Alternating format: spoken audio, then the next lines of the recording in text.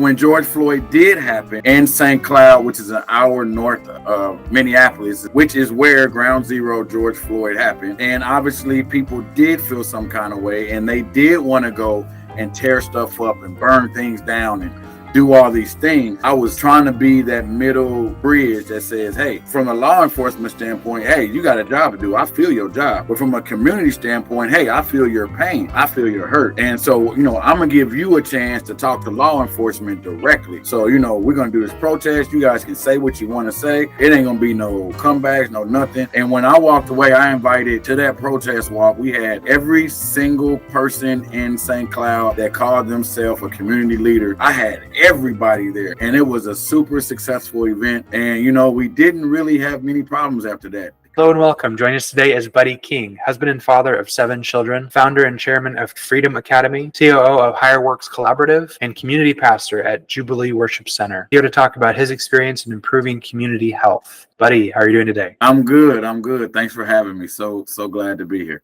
Can you tell us a little bit about what you do today in these different elements that we just talked about? So, well, again, thank you for having me. So glad that I'm being able to be part of this. So, when we talk about community health, community health is super important on so many levels. We all know, or if you don't know, there are 13 elements to community health, or to spiritual wellness. And I am excited that I can be here to be able to share with you some of the things that I'm able to contribute in those areas. So with the school, Freedom Academy Leadership in the Arts, I founded that school, me and Dr. Jared Hall and a group of others.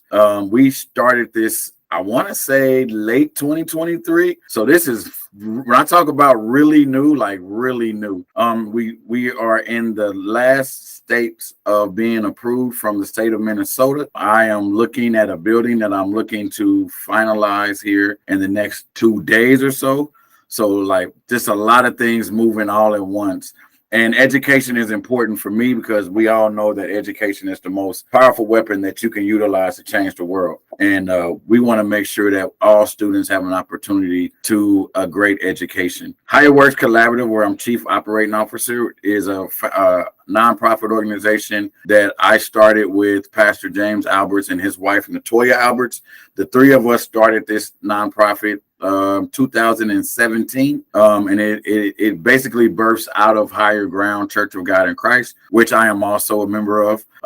And basically the nonprofit exists so that we can help the community, because many funders do not like funding faith-based organizations. So the nonprofit was created so that we can help our community in the different areas, which I'm sure we'll get into by the end of this interview. And then, the biggest thing, the best thing that I am is a father and a husband. I have 7 beautiful children, all ranging from 32 to all the way down to 10. And the crazy thing is, so my 10-year-old, is 12 years younger than the next kid. So there was only a little while he was in the house with his siblings, but now all his siblings are gone and married and living life and doing those things. So right now I'm supposed to be an empty nester, but unfortunately I have about another 8 years of, raising kids still and putting that dream behind me. And I think the last thing was the grandkids, and that is my life. That is my livelihood, and I love my grandkids to death. I don't know, it's something about, grandkids. It's different than when they're your kids. I think because you can take them back, which is, I think it's the best piece. But I love my grandkids. I love them to death. And then my wife, Miss Keisha, my baby, and I'm glad to have her by my side. We have been married 14 years. And I can't tell you that it's been all peaches and cream, because there was definitely some apples in there at some points, but overall it has been a marital bliss, and I love it to death. That's awesome. So tell us a little bit about your background. What got you into doing, like, you are a busy man, like you had, I don't know how many meetings, 20 meetings this morning before we even talked. But what got you onto this path? Was there something in your life that happened that kind of pointed you in this direction, or was it just kind of a slow evolution? Man, really good question. I think it was a slow evolution, When I lived in Kansas City, you couldn't have told me that I would be working in business, nonprofit. You couldn't have told me that I would be a pastor. You couldn't have told me that education would become one of the most important things in my life. Just not something that I ever thought about. Um, I moved up here, like I said originally, I moved up here and I went to school at St. Cloud State University. And going through the intro classes that you go through, you kind of just learning what's what. Because I really didn't know what I wanted to do. I just knew I wanted to go back to school. I just knew I wanted to get a degree, but I had no idea really what I wanted to do. And after my first couple of years taking some classes, I realized, oh, I want to be a sociologist. And so I started working in that world. I was like, oh, I'm a people watcher. I like people. I can handle this. I'm a big extrovert. I could definitely talk to people. And so like I loved it until I found out like you gotta do a lot of research, you gotta write a lot of papers.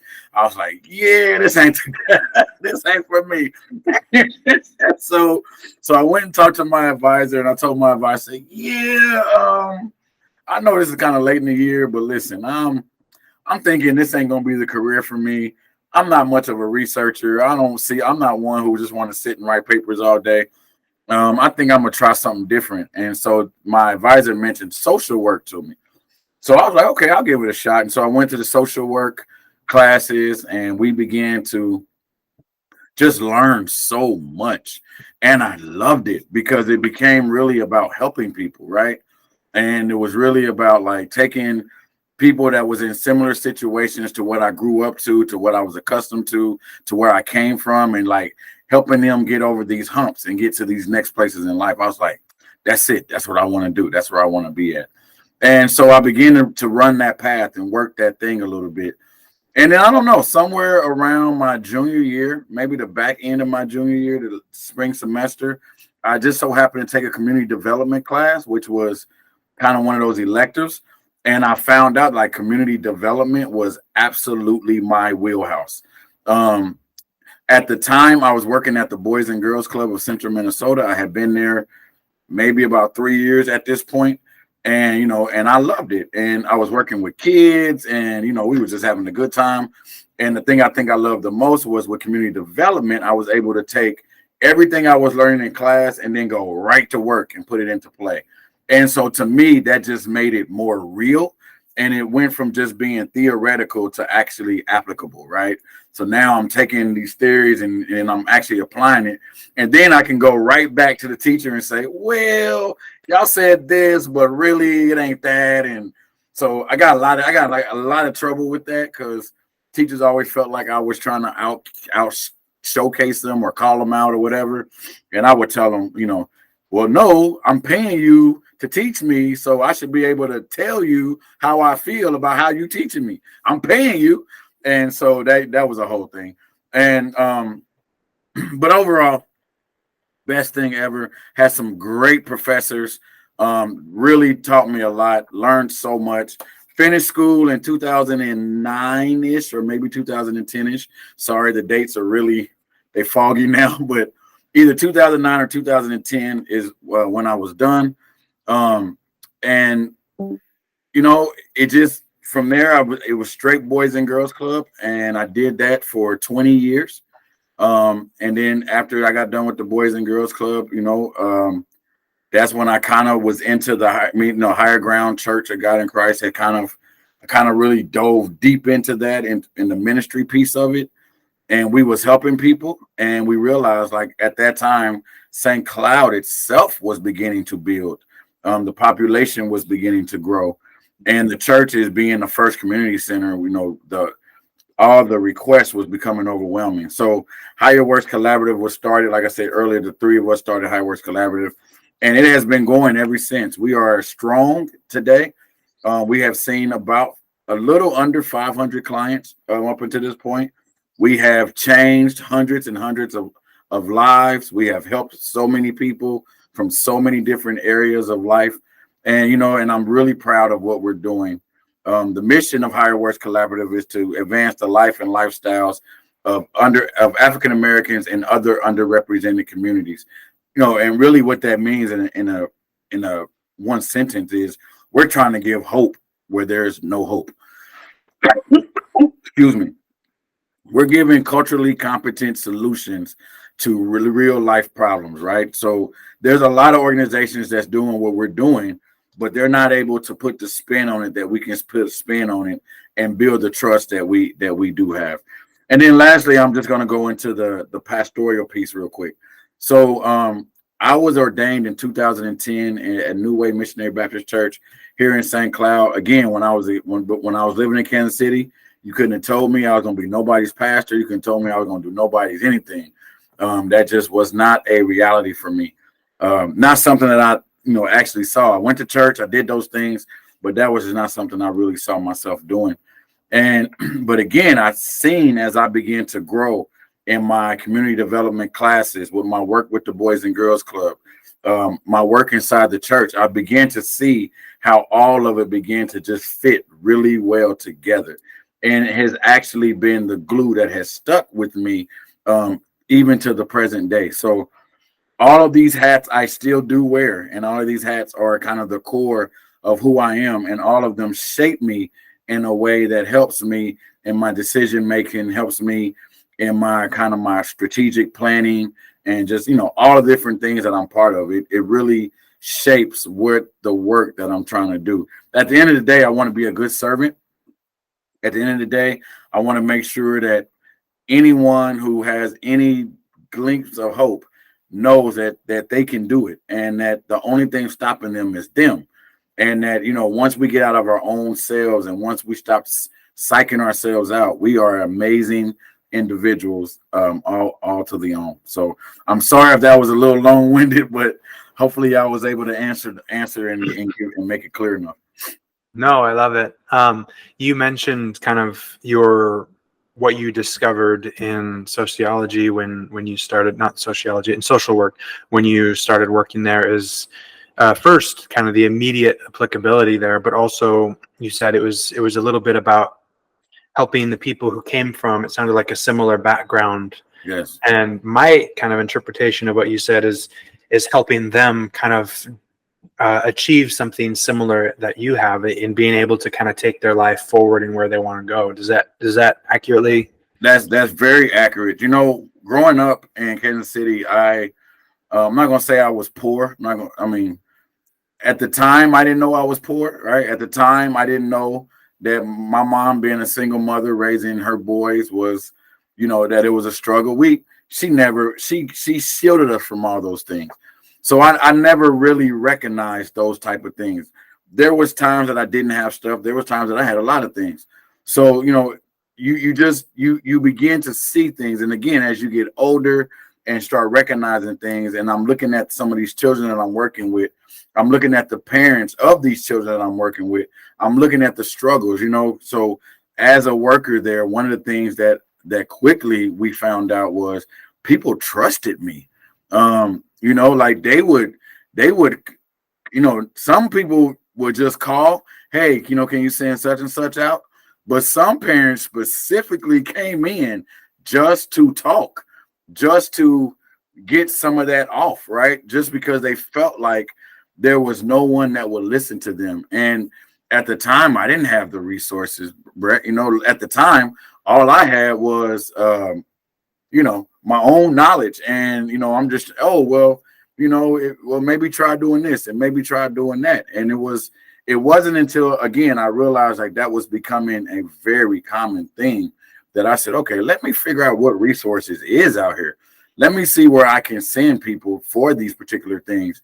And that's kind of how Higher Work Collaborative was born. And that's kind of how I would say that the trust for the community began to happen, was because they recognized that I wasn't just a worker at the Boys and Girls Club who was there to get a check, but I actually cared about their children. I actually cared about their well-being, right? It wasn't just about their kids. It was about, oh, okay, your kids is good. Okay, how are you doing though? What can we do to help you out? How? Because the truth is, you want to see a happy child, you got to see a happy parent first. No way you'll see a happy child if the parents is all stressed out, because the parent is going to move that stress upon the children also. And so, That is such a key point that so many people. I grew up in some ways a very different, because I grew up in a very rural, very kind of country atmosphere.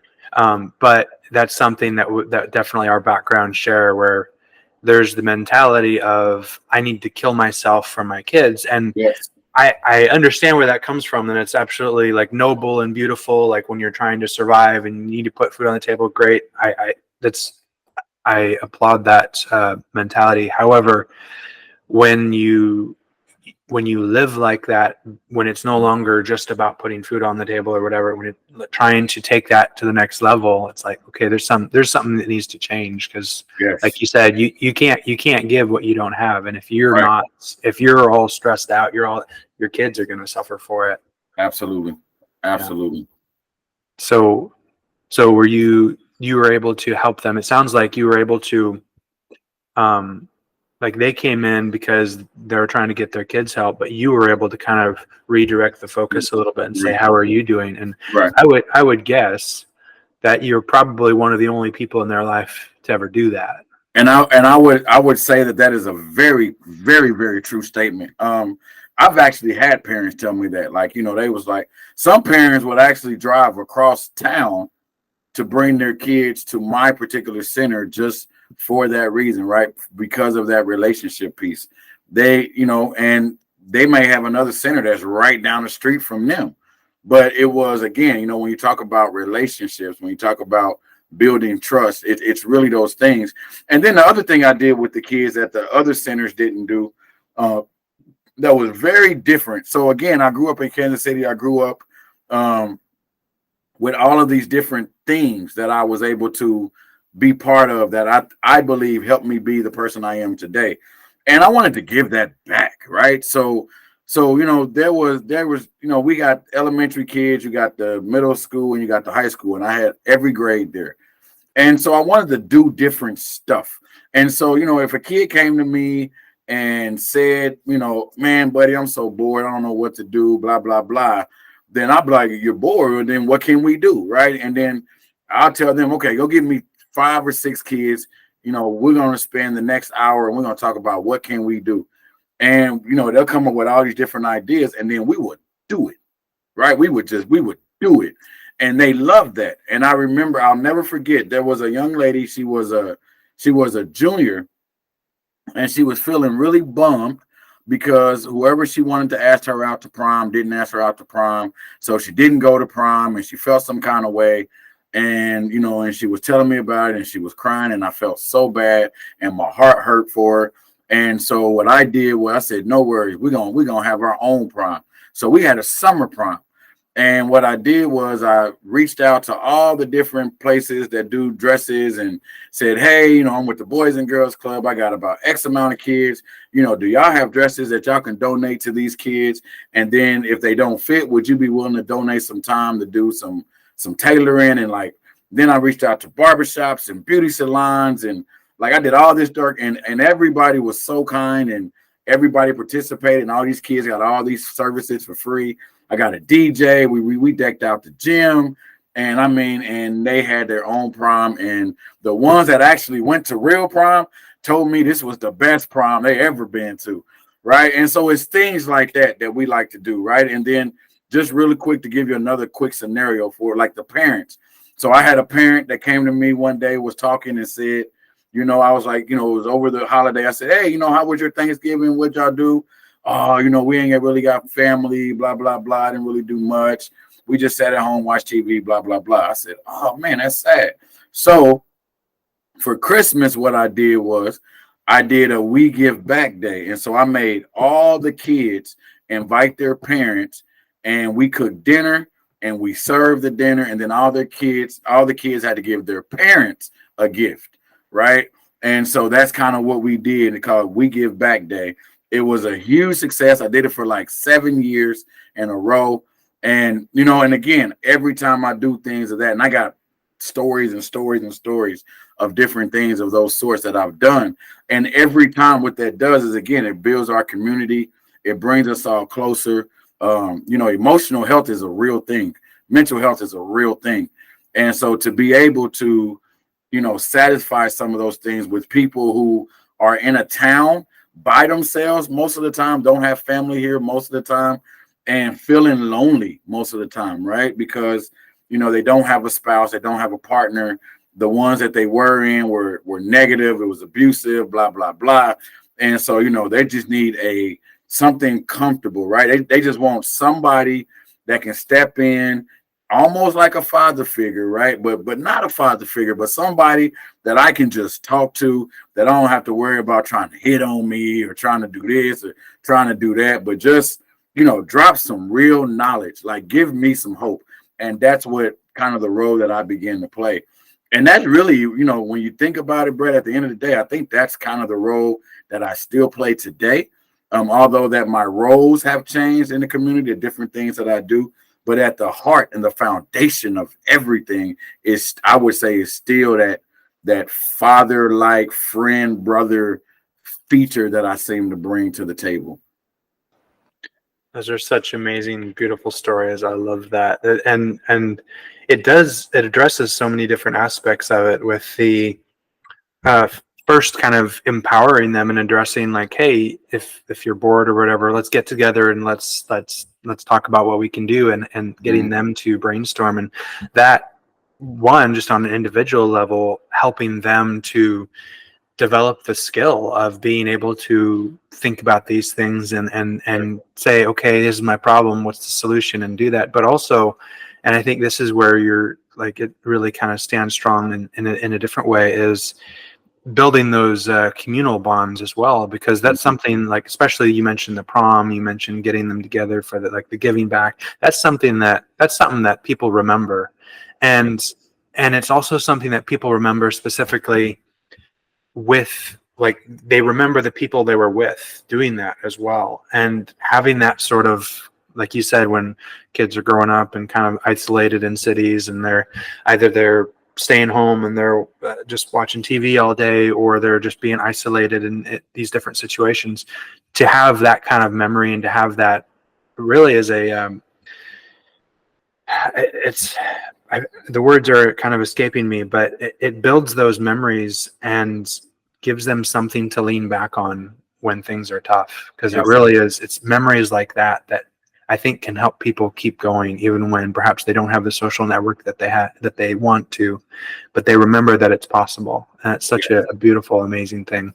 I'd like to circle back a little bit to around the time that you and I met was in COVID, and there were several different things that were happening in 2020 that specifically, I think, made your work very difficult in community health. There were obviously the COVID rising, the fear that was going on, the social tensions with like trying to be socially distanced and all of that, and the upheaval with that, but then also the racial tensions that were going on specifically in your state.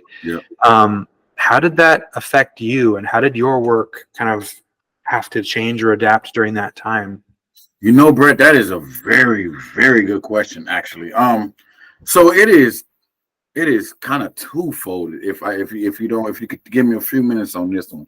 So it was interesting because during the time of COVID and during the time of the George Floyd things that was happening, I don't know if you want to call it rallies or whatever you want to call it, there was real racial tension happening, and unfortunately I was stuck in the middle. So in my community, I'm in the African American or the Black community, Black of slave descent, however you want to categorize that, but I'm in that community. And from the George Floyd perspective, it was hurtful, and we want to see justice rise and we want to see all these different things.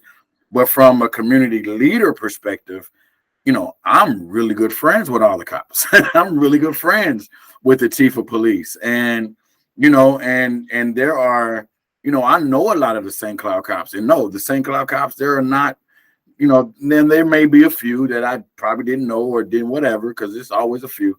But the majority of them were not, right? And so, but you couldn't tell nobody that, right? Because in that moment, at that time of our country's history, every single cop was bad. I didn't care what color you were, white, brown, blue, green, or purple, right? It didn't matter. If you wore a badge, thank you very much. if you wore a badge, you was considered a dirty cop. And so from that perspective, we had a lot of problems in our community. So I was being pulled in different directions. I was being pulled from my community as far as how can you work with the cops? Why would you do that? You're supposed to stand with us, blah, blah, blah. But then from a law enforcement point of view, well, this is the time we really need you to stand with us. This is the time we really need you to, fight with us.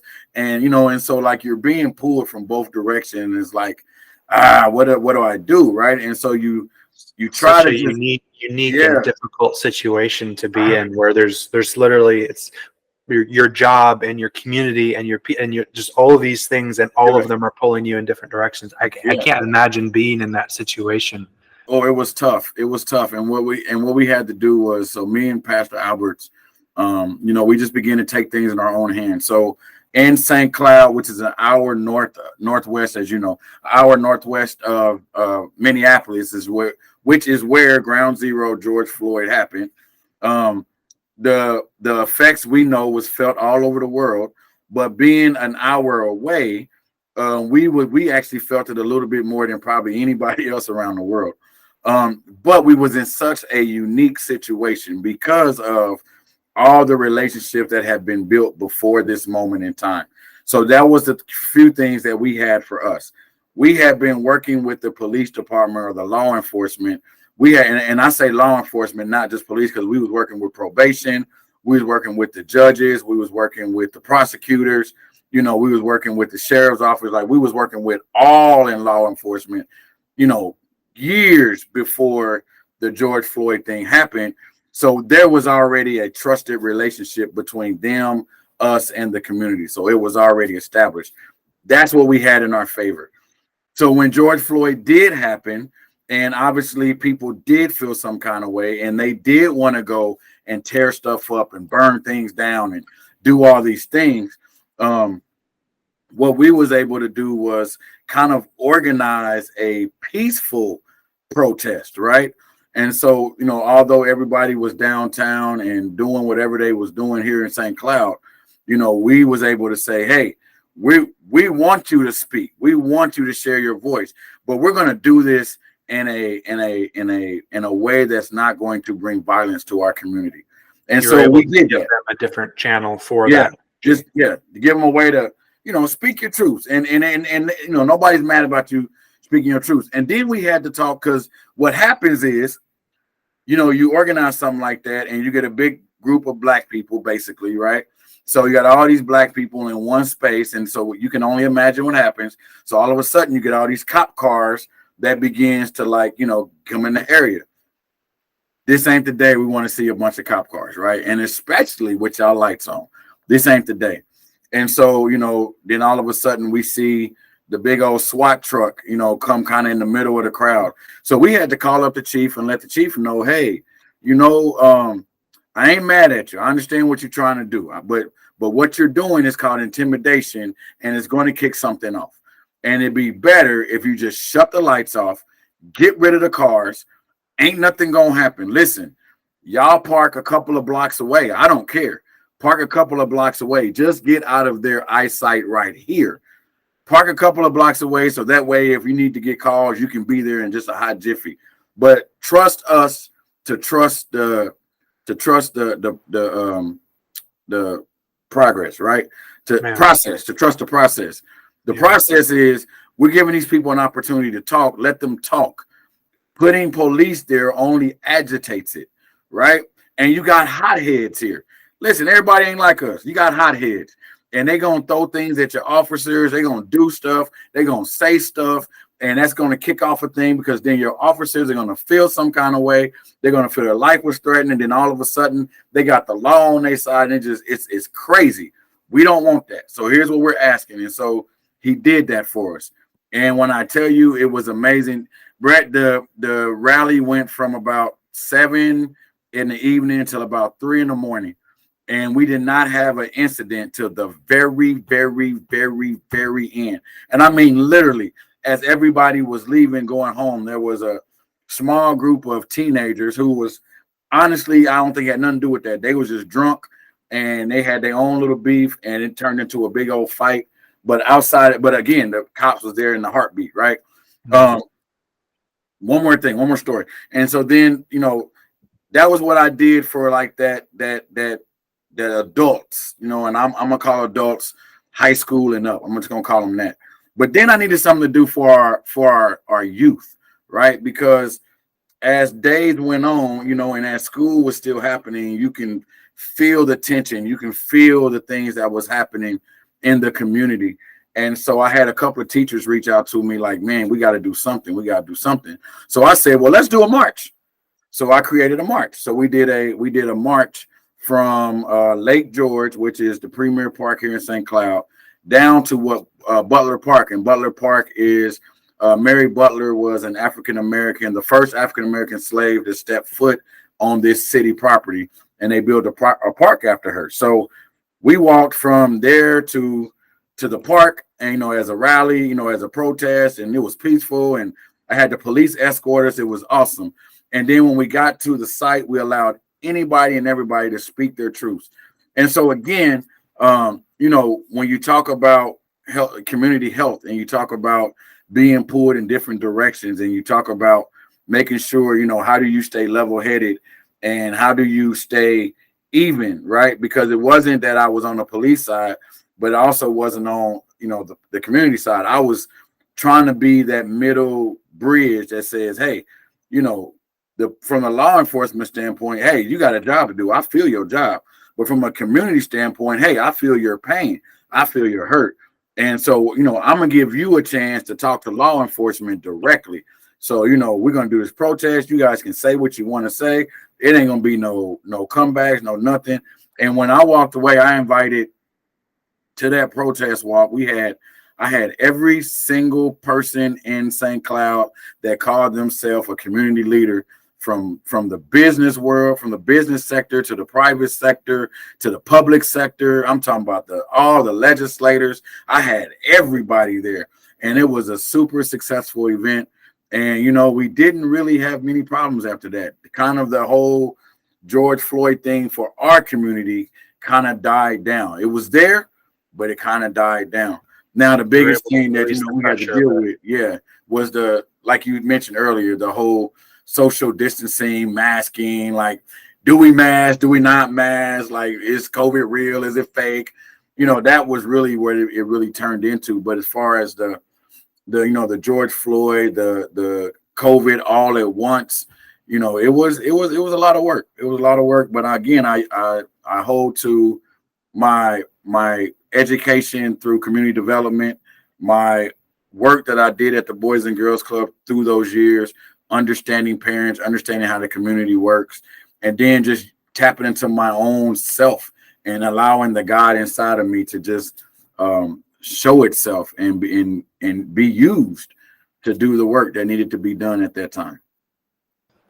Man, that's such a powerful set of stories, and from both sides, just feeling the emotions of as you were describing that story. And especially when you started talking about how you were able to kind of calm things down there was when you invited the community together, but then you were able to kind of navigate that relationship with the cops. And I was just like, I felt the relief when you were able to do that, but also just incredibly thankful that you were in a position where you had a relationship with both parties and were able to kind of navigate that. But I feel like this is such an important discussion to have with you as a community leader for other people to see, because it's such a unique position to be in where it's so crucial to be in that position where you are trying to hold down the fort, where you are keeping things from flaring up. You are kind of being the peacekeeper between these things, and at the same time as being immensely crucial to keep things from turning into absolute explosion, it's also, you become, in a way, everyone's enemy. Yeah. And so you're in this place where you're working to help everyone, but you're also sometimes in a position of everyone's enemy. And it's, man, I I don't envy you to be in that position, but I am so grateful that you are, and that you had that sort of relationship with both the community and the law enforcement, and that you were able to navigate that. Can you talk a little bit more about how you kind of personally walk through that emotionally in your relationships, and all of that, where you have to walk that line where you are working for everyone's good, but at the same time, often because of your position, everyone looks at you as if you're the enemy. Hmm. How do you do that? The truth is that you really can't look at it like that. Like, I guess I've never even thought about that till you just said it, right? Like, just until you just brought that to my attention. That's even never been a thought. Because if you think of it like that, it might make you do different decisions. But for me, it was trusting the relationships that have been built prior to these moments. And I think, if there's any message I can give that hopefully anyone can take is, relationships are so important, and they're more important before an incident occurs rather than not, right? If me and you have a really, really good relationship built up over time, the minute that me and you have a disagreement about something we will both consider serious, right? The way you address that will be very different if me and you didn't have that relationship, right? If me Yeah. and you didn't have that relationship, then you would be like, hey, that's a no-brainer. I'm good. I'm going. And I'm good. Hey, it was nice knowing you. You be who you are, and I'll see you when I see you, and life goes on. But if me and you have a relationship, you want to be cognitive of how I feel, and you want to respect how I feel. I want to respect how you feel. And although, we can agree to disagree and walk away and still be friends because of the relationship that we have built prior to. And so to me, that's really what it was, right? With law enforcement, I had a relationship built up with them prior to any of these things happening. So I knew them. I knew them personally. I knew their families. I knew the roles that they played at their jobs. I've watched some of them go from bike patrol to sergeant, right? So I've watched all these different growths. And then on the community side, again, the same thing. Their kids I've watched from kindergarten to 12th grade. So, I got years of experience with them and knowing them and understanding them. So when you do get to those vital moments where, this thing happens, you pull on that time that you invested with those individuals to help you try to navigate whatever it is you're trying to get to. So, I stood as a bridge. And now that you say it, yep, I was the punching bag, and I definitely was a punching bag. Symbolically, I was a punching bag. So I heard it. I heard it from both sides.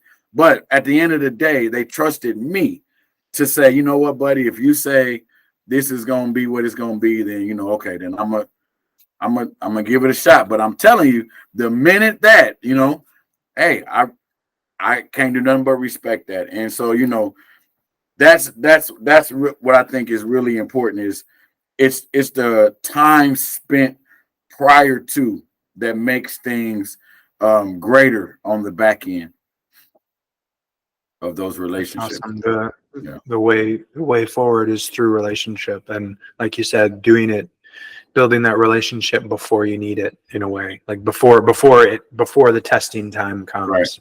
Right. It's amazing, and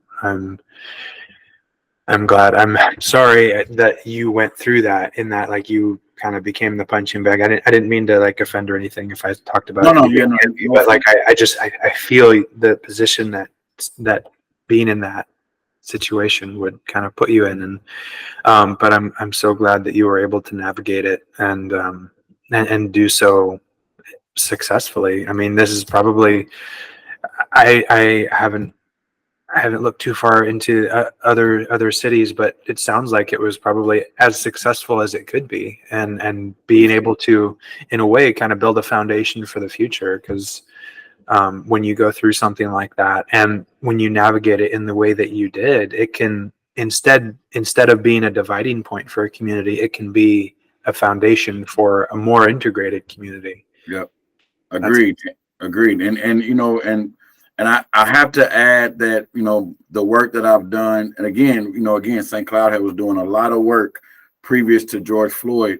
We do this thing called Conversations on Race. It's a annual conversation that we have here in St. Cloud. And again, it brings all the private sector, public sector, people, legislative. It brings everybody together in a room, and we talk about race.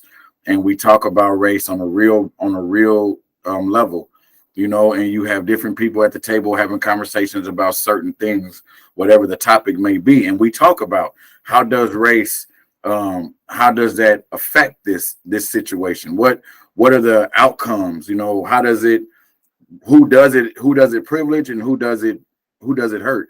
And we have all those. And because of those conversations, again, I was able to utilize some of that work. I was able to build on some of those relationships that I had with people so that we can do these things way ahead of time. And I think that, St. Cloud, there's articles. So if you ever want to look them up, you can definitely look it up. There's articles in the St. Cloud Times online that you can see some of these things that I've talked about, that it's right there, and it can kind of give you more details if you want to know more. But, that this is a real thing for me. And again, when I moved up here in 2004, or maybe 2002, whenever it was I moved up here, when I moved up here, I had no idea that this is what my life was going to turn into, that I would be a community advocate, that I would be a community health worker, that I would be a social worker, a community developer, right? Like, I would be wearing all these hats, a community leader. You couldn't have told me none of that. If you'd have told the young me then, I'd have looked at you like you was crazy. But it is amazing when you put yourself in the right positions, and how God begins to open doors for you and put you in a position to be a service, to help others. And you never know how you're being trained and what you're being trained for. So, you go through things in life, and we all go through stuff, all of us, right? And it might not look the same, but we all go through stuff. But to understand that what you're going through is it's a small fraction of time on a bigger scale. And if you can get through it, you getting through it is actually going to help other people. And it's going to be your story to share with others to help them get over that thing. And that's really what I have learned over time is, if I continue to just live my life and continue to do the things that God has chosen me to do, and although I keep going through stuff and things keep happening, and it feels like every time I start going forward, something happened that drops me back, if long in the back of my mind, I say, you know what, I'm gonna get over this too, the same way I got over these last few things. And then I look back and I'm on the other side of that thing. I say, you know what, this is just another test for me to share. So that way, when I run into somebody else who is going through this very similar situation, I can talk from a very personal, I actually experienced that myself X amount ago. And, here's the things that it did for me, and here's how I overcame. And, and so it get a relationship. I guess I keep coming back to it because that's really where it's at, right? It's relationships with yourself, relationships with your family, relationship with others, and relationship with, if you are a spiritual person, with your spiritual higher power. Mine is God, right? Jesus and God. So whoever that is for you, that's what matters. That's where it counts the most. So I tell people all the time, you going through something in life, you got something going on, or you feeling down, or you feeling this, or you feeling that, man, get on a social media outlet and just share one little thing and watch how many people will begin to give you all the good information you need to hear. Or, call a friend and say, hey, I'm going through this, and watch how things just begin to look up for you. So I think I kind of got off topic a little bit, but yeah. No, that is a perfect segue actually into some advice that you might have. I want to kind of touch on a couple different things, but first is your personal work through helping individuals kind of start to move their life in a more positive direction. Say someone's watching this video and they're looking to maybe improve their life. They're someone who might walk into your office and ask for help.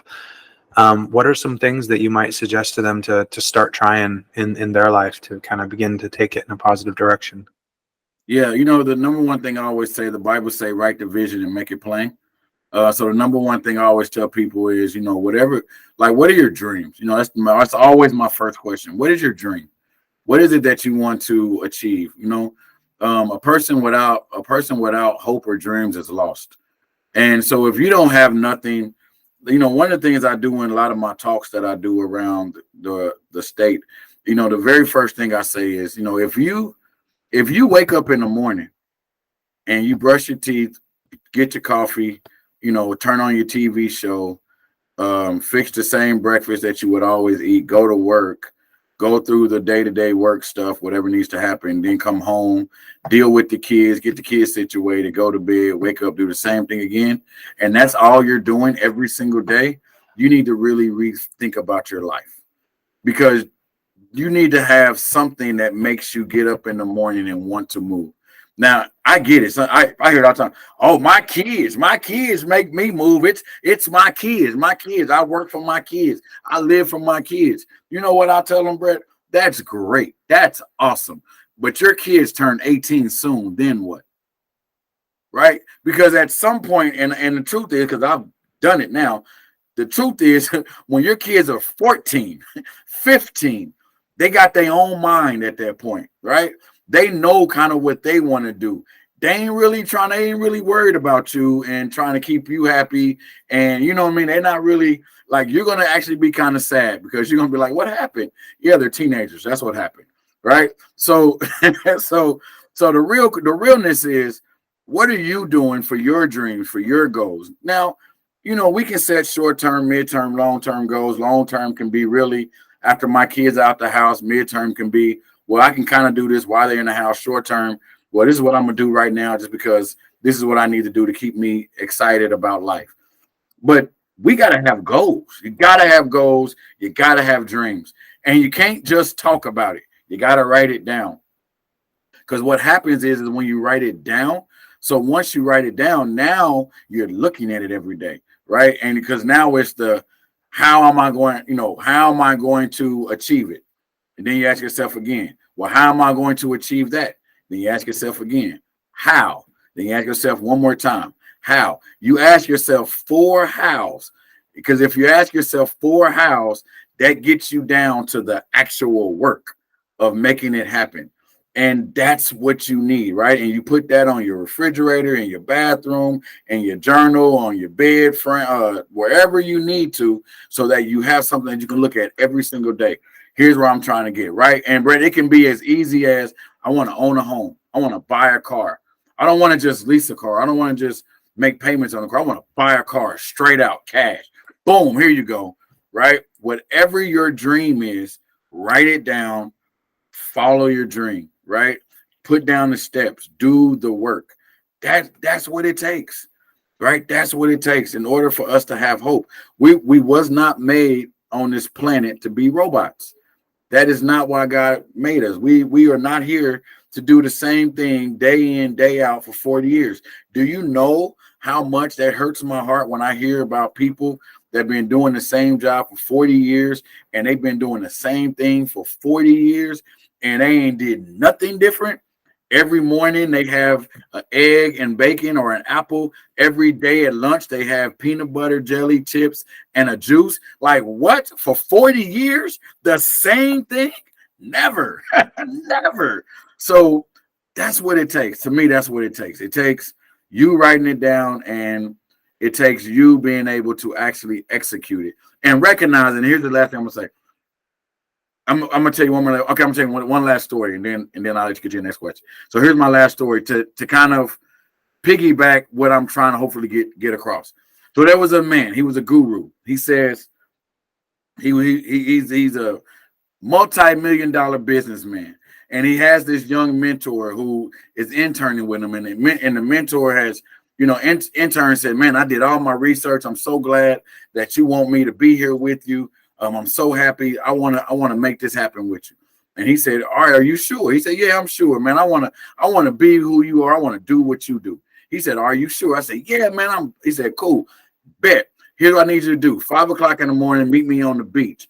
I'll see you on the beach 5 o'clock in the morning. He like, cool. All right. So he go home. He find his best tie, his best suit, get his best suit, get it pressed up, get it together, get it right. He ready. 5 o'clock in the morning, he gonna be on the beach in his best suit because this guru that he trying to kick it with is this $1 million dude that he know is gonna get his life right, right? And I gotta come correct. I can't come in no shorts, can't come in. I'm not coming in a suit. I'm coming correct. So the next morning comes. Because he's serious about it, he get up early. He there at 4:30. Dude ain't even there. He at 4:30, so he waiting on him. The guru shows up. The guru says, "Man, I'm so glad that you showed up. Man, you even early. I think you do want this." He's like, "Man, I told you, I really want this." He said, "Well, I'm glad that you here early. That lets me know that for real you want it. But I need to know how bad do you really want it?" He said, "No, I really want this thing." He said, "Are you sure?" I said, "Yeah, man." So they walked a little bit. They talked a little bit. And as they was talking, they began to walk towards the sea. So they walk inside the sea.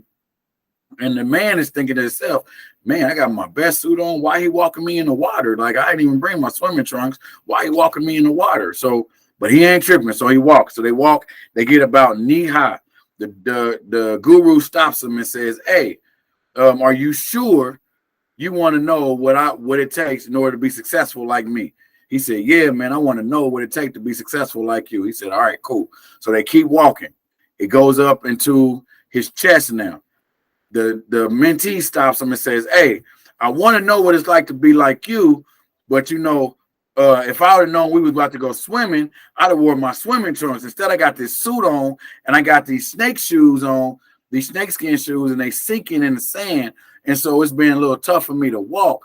So I'm just wondering, like, is it cool to take my shoes off? Like, what are we about to do? He's like, man, get comfortable, whatever it takes, right?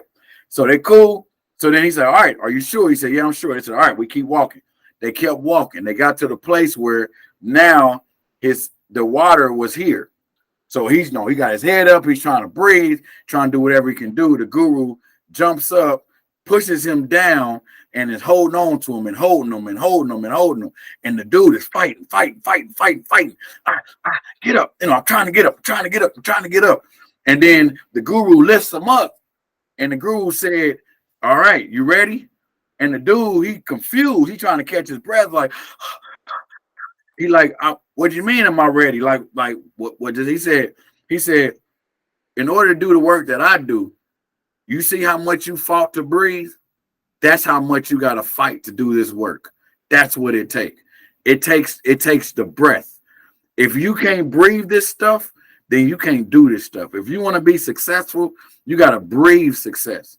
Oh man, I was like, so the man, once he heard that, he was like, I get it. In order to be successful, in order to be a multimillionaire or whatever it is you want to be in life, you got to breathe it. Meaning that it's gotta be something that you do without even thinking about doing. And when you are thinking about it, like you on top of it and you controlling it. But when you're not thinking about it, it's still happening because it's so inside of you.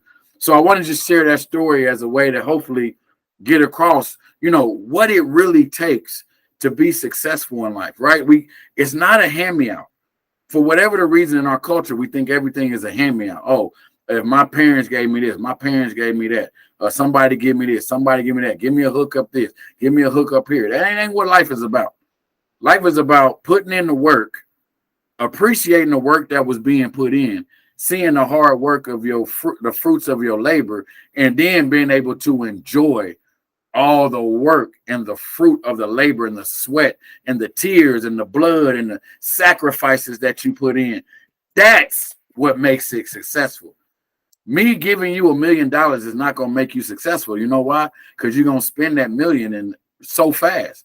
But if you had to work for that million, then every penny counts. And that's the difference.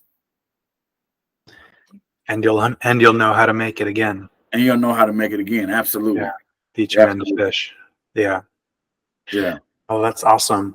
What are some we could talk about this all day long, especially the bit about dreaming, because that's absolutely one of my favorite topics, and we could riff on that all day long because it is absolutely essential. And I think the key ingredient to change that most people aren't aware of is helping someone dream. Yeah. for a future that they can't yet see. And Yes. it's absolutely incredible and important. But we're coming up to the end of our time here, so I wanted to get to some resources. What are some things that you have found really helpful, or that people you've helped have found really helpful? Books, websites, products, services, you name it. What are some things that you would suggest to someone who is working to improve their life? So I'm a huge advocate. So I got a lot of books that I read, but unfortunately I don't know names. I'm a avid book reader, and I really do think that books are important, and books hold a lot of knowledge. And a lot of people call it secret knowledge because there's so many people that don't read it. But when you read a book, man, it opens up so much knowledge for yourself. So I do think books are important. There is this one book by David Harsager. It's called, see if you guys can see that here. It's called The Trusted Edge. And it's a 3-part book. And again, his name is David Harsager, DavidHorsager. And it's about trust and understanding the power of trust. That's one that I really listen to. I listen to a lot of motivational speaking by a lot of different people. So there's not one particular person I listen to, but there's a bunch.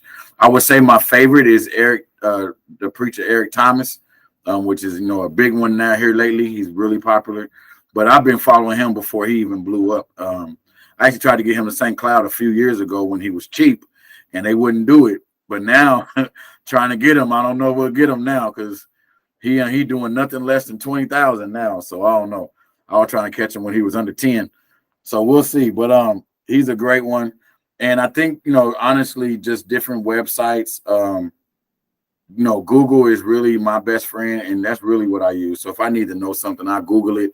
And I do a lot of YouTube research, just watching videos out there. But I know there's some good ones. So it's really about like whatever you're looking for, just being able to find those different things. Any names that come to mind of either authors or speakers, or you mentioned Eric Thomas, yeah. Thomas. Anything that comes to mind? Yeah, not really one. Because I listen to so many, and I don't necessarily pay attention to the names. Like a lot of people I listen to are preachers or pastors that are kind of doing community service work. So Keon Henderson, someone like I don't know why I can't think of nobody's name right now at this moment. I think because you put me on the spot, but that's okay. Yeah, I just can't think of people's names right now. I'm sorry, Brett, but I just really I think of any. We'll put them in the description later. You can send them to me, and people can look, and we'll link them. Thank you. Okay. Self-evaluation, self-teaching, So you're saying you practice what you preach. You I invest do in practice yourself. what I preach. Absolutely, every day. Nice. Every day. Nice. No Well, it's been an amazing discussion. You bring such a unique and powerful perspective, both on like the individual, helping the individual kind of get their life going in the right direction, but also how do you do that with the community as well, and navigating just the tensions of 2020 in your very unique situation, and how you were right smack dab in the middle of all of these things, and how you navigated that. I think it's a testament and a lesson for everyone who's in any kind of position of leadership to be able to navigate that well in the future. Thank you so much for your wisdom, your insight, your humor, everything that you brought today. It's been an amazing conversation. Thank you. Well, thank you for having me again, and I truly appreciate it. And thank you to all the listeners who took the time and actually listen to this conversation. And hopefully something was said or shared. And please feel free to reach out anytime if there's any other questions they may be having. Hopefully you'll have my contact information on there. And so I'm just truly grateful and honored to be part of this, man. You have no idea how honored I am that you reached out and thought about little old me here in St. Cloud. So thank you so much.